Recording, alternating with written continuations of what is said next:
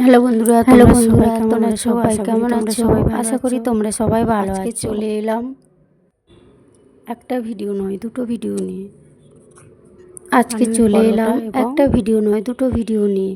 দেখতে থাকো ভিডিওটি, আশা করি মশলা ধোসা। এর জন্য প্রথমে আমি আলুর পরোটা বানাবো, মশলা ধোসা।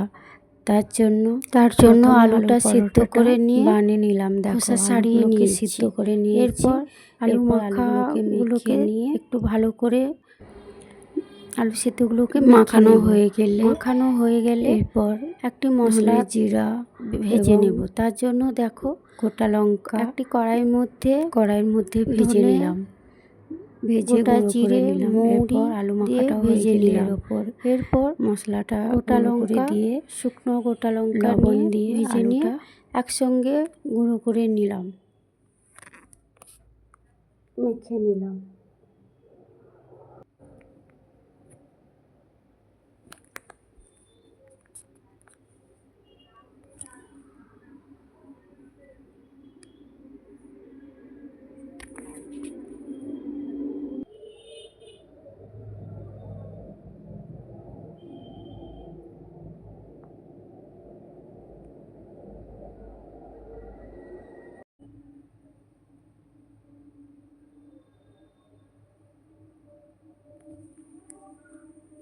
এরপর লবণ এবং গুঁড়ো মশলা দিয়ে আলুটা মেখে নিলাম। আলুটা মাখা হয়ে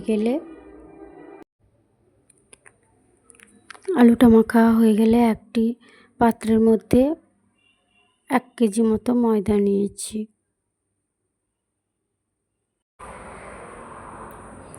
ময়দা নিয়ে তেল এবং লবণ চিনি অল্প পরিমাণ দিয়ে মেখে নিয়ে এর ওপর জল দিয়ে পরিমাণ মতো একটি ডো বানিয়ে নিলাম।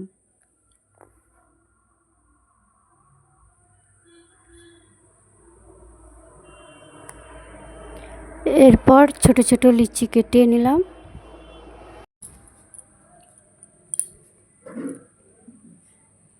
লুচি কেটে নিয়ে এরপর একটি গোলাকার সাইজে লিচিটি গোল করে নিলাম। গোল করে এর ওপর আলুর পুরটি দিয়ে আবারও একটি গোল করে নিলাম। এরপর বেলনির সাহায্যে রুটির মতো গোলাকার করে বেলে নিলাম।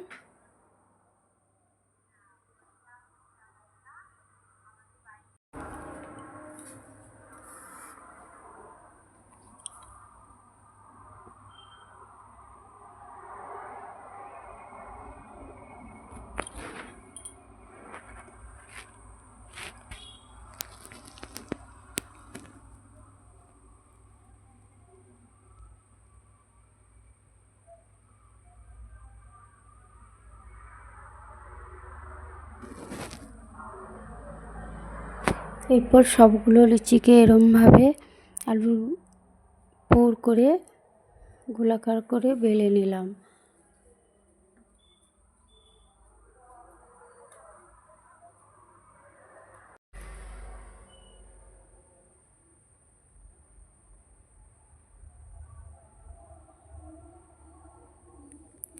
এরপর গ্যাসের ওপর একটি তাওয়া বসিয়ে দিয়ে তাওয়াটি গরম হয়ে গেলে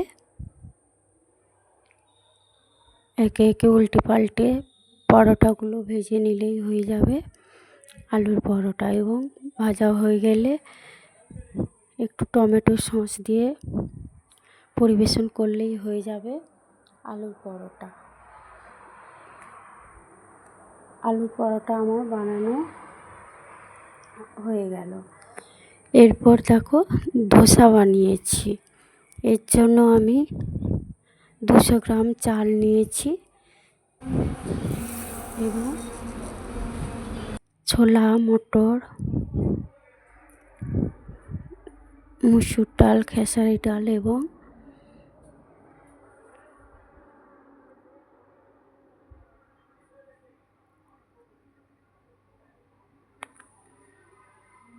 মুগ ডাল।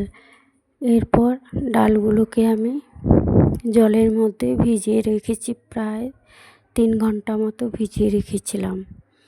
এরপর ভেজানো হয়ে গেলে একটি মিক্সিতে নিয়ে এগুলোকে বেটে নিলাম। এরপর আমাদের গাছে কারি পাতা আছে, সেগুলোকে কিছু তুলে নিয়ে এলাম। সেগুলোকে তুলে নিয়ে এসে ভালো করে ধুয়ে নিলাম, ধুয়ে রেখে দিলাম। এরপর ডাল এবং চালগুলোকে বেটে নিয়ে এবার কড়াইয়ের মধ্যে 3টা রসুন, 3টা 4টা আপনারা যেমন পারেন দেবেন, দিয়ে টমেটো কুচি, পেঁয়াজ কুচি, কাঁচা লঙ্কা কুচি দিয়ে একটু ভেজে নিলাম। ভেজে এরপর আমি একটি মিক্সিতে পেস্ট করে নিলাম। পেস্ট করে আমার টমেটো চাটনিটা হয়ে গেল। এরপর আবারও আমি নারকেলকে কেটে নিয়েছি, কেটে নিয়ে ছোটো ছোটো করে কেটে এবং মিক্সিতে আমি বাদাম এবং নারকেল, একটা কাঁচা লঙ্কা এবং একটা রসুন দিয়েছি। দিয়ে আমি মিক্সিতে আবারও বেটে নিলাম। এবার আমার নারকেলের চাটনিও হয়ে গেল। এরপর মশলা ধোসা যেহেতু বানাবো, তার জন্য একটি তরকারি বানিয়ে নিলাম। তার জন্য কড়াইতে তেল দিয়ে রসুন কুচি, পেঁয়াজ কুচি, কাঁচা লঙ্কা দিয়ে এবং টমেটো দিয়ে, আলু কেটে রেখেছি, গাজর কেটে রেখেছি আগে থেকে, সেগুলোকে দিয়ে লবণ, একটু কালো সর্ষে দিয়েছি, দিয়ে এবার নেড়ে নেড়ে এরপর লবণ এবং হলদি গুঁড়ো, লঙ্কা গুঁড়ো দিয়ে আমি নেড়ে কিছুক্ষণ দিয়ে জল দিয়েছি যাতে সেদ্ধ হয়ে যায়। সেদ্ধ হয়ে গেলে মাখা মাখা তরকারিটা হয়ে গেলে নামিয়ে নিয়ে এবার আমি প্যানের মধ্যে কালো সর্ষে এবং কারি পাতাগুলো যে তুলে নিয়েছিলাম সেগুলোকে দিয়ে আমি একটু কড়াইয়ের মধ্যে তেল দিয়ে ভেজে নিলাম। ভেজে নিয়ে এবং চাটনি, টমেটোর চাটনি, নারকেলের চাটনি এবং